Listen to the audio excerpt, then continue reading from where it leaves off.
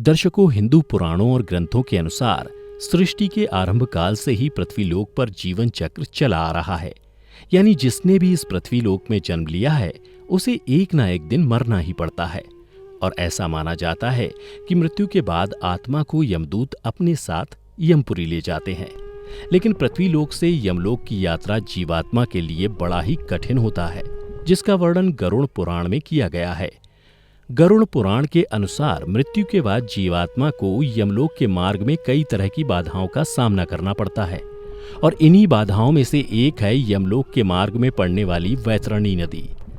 ऐसा माना जाता है कि पुण्यात्मा तो इस नदी को बड़ी ही आसानी से पार कर जाते हैं, परंतु पापी जीवात्मा को इस नदी में कई तरह की यातनाओं का सामना करना पड़ता है।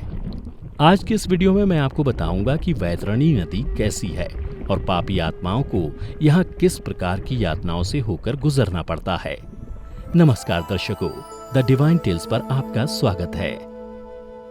गरुड़ पुराण के धर्मकांड के प्रेतकल्प अध्याय के अनुसार एक दिन पक्षी श्रेष्ठ गरुड़ भगवान श्री कृष्ण से पूछते हैं कि हे प्रभु, मृत्युलोक और यमलोक के बीच जो वैतरणी नदी स्थित है उससे जीवात्मा का क्या संबंध है और उन्हें इस नदी में किस तरह की सजा भुगतनी पड़ती है और पापी आत्मा इससे कैसे पार करते हैं। तब भगवान कृष्ण ने कहा कि हे गरुड़, यमलोक के मार्ग में स्थित वैतरणी नदी देखने में बड़ी ही भयानक है, और जो भी पापी आत्मा मरने के बाद इस नदी से होकर गुजरती है उसे बड़ा ही भयभीत कराती है। यह महाभयानक नदी पीव और रक्त रूपी जल से परिपूर्ण है। इतना ही नहीं, यह नदी मांस और कीचड़ से भरी हुई है। यह नदी पापियों को देखकर कई तरह के भयाक्रांत स्वरूप को धारण कर लेती है। पापी आत्मा की नदी में प्रवेश करते ही इस नदी का जल पात्र के मध्य में घी की भांति तुरंत खौलने लगता है। उसका जल कीटाणुओं एवं वज्र के समान सूंड वाले जीवों से व्याप्त है। साथ ही इस नदी में घड़ियाल, वज्रदंत तथा इनके ही जैसे अनेकों हिंसक एवं मांस भक्षक जलचरों से भरी हुई है। और नदी में जैसे ही पापी आत्मा का प्रवेश होता है वह 12 सूर्य की गर्मी के समतुल्य तपने लगती है। उससे उस महाताप में पापी चिल्लाते हुए करुण विलाप करने लगते हैं। ताप के कारण पापी आत्मा अपनों को पुकारने लगती है, और जब कोई उसके पास नहीं आता तो वो उस भयंकर धूप में इधर उधर भागने लगती है।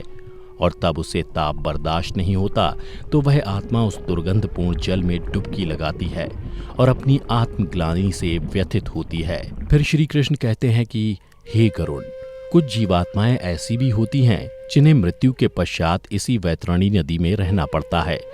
जैसे कि जो अपने जीवन काल में आचार्य, गुरु, माता पिता एवं अन्य वृद्ध जनों की अवमानना करते हैं, उसे इसी महानदी में रहना होता है।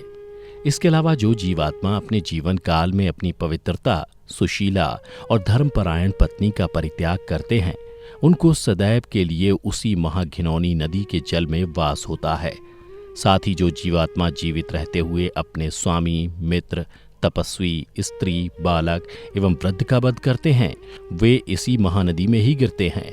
साथ ही आग लगाने वाला, विष देने वाला, झूठी गवाही देने वाला, मद्य पीने वाला, यज्ञ का विध्वंस करने वाला, राजपत्नी के साथ गमन करने वाला, चुगलखोरी करने वाला, कथा में विघ्न करने वाला, स्वयं की दी हुई वस्तु का अपहरण करने वाला, खेत की मेड़ और सेतु को तोड़ने वाला, दूसरे की पत्नी को प्रदर्शित करने वाला, प्यासी गायों की बावली को तोड़ने वाला, कन्या के साथ व्यभिचार करने वाला, कपिला का दूध पीने वाला, शूद्र तथा मांस भोजी ब्राह्मण मरने के बाद वैतरणी नदी में वास करते हैं। इन सब के अलावा अहंकारी, पापी तथा अपनी झूठी प्रशंसा करने वाला, कृतघ्न, गर्भपात करने वाला वैतरणी में निवास करता है। परंतु इन पापी जीवात्माओं में जिसने मकर और कर्क की संक्रांति, सूर्य चंद्र ग्रहण, संक्रांति, अमावस्या अथवा अन्य पुण्यकाल के आने पर श्रेष्ठतम दान दिया हो, उसे एक निश्चित समय के पश्चात इस नदी से यमदूतों के द्वारा निकाल लिया जाता है। इसलिए प्राणियों को चाहिए कि वह जीवित रहते दान करें और धर्म का संग्रह करें। इसके अलावा जो जीवात्मा जीवित रहते हुए गोदान करता है, यानी काले अथवा लाल रंग को 2 काले रंग के वस्त्रों से आच्छादित करके ब्राह्मणों को दान दे देता है, उसे भी इस नदी की यातनाओं से मुक्ति मिल जाती है। इसलिए हिंदू धर्म में मृत्यु से पहले गोदान कराया जाता है।